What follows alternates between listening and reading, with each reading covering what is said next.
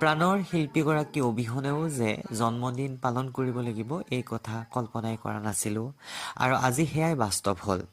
আমাৰ বিদ্যালয়ত তেখেতৰ উপজা দিনটো, তেখেত অবিহনে তেখেতৰ প্ৰথমটো উপজা দিন, 53 সংখ্যক উপজা দিন আমাৰ বিদ্যালয়ত আমি এনেকৈ উদযাপন কৰিলোঁ।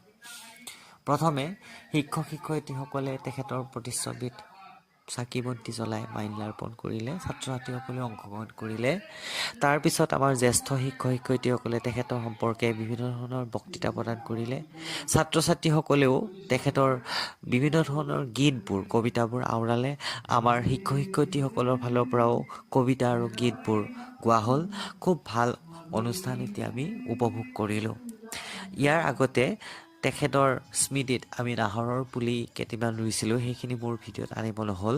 আৰু এয়া ছাত্ৰ ছাত্ৰীসকলে বিভিন্ন ধৰণৰ অনুষ্ঠান পৰিৱেশন কৰিছিল তেখেতৰ উপজা দিনত। আৰু তেখেতৰ এই উপজা দিনটোত আমিও তেখেতলৈ যাচিলোঁ হিয়া ভৰা শুভকামনা, য'তেই আছে ত'তে সুখত থাকক, কুশলে থাকক আৰু অসমবাসীক তাৰ পৰাই আশীৰ্বাদ কৰি যাওক। হেপী বাৰ্থডে লিজেণ্ড, য'তে আছা ত'তে সুখত আৰু শান্তিত থাকক।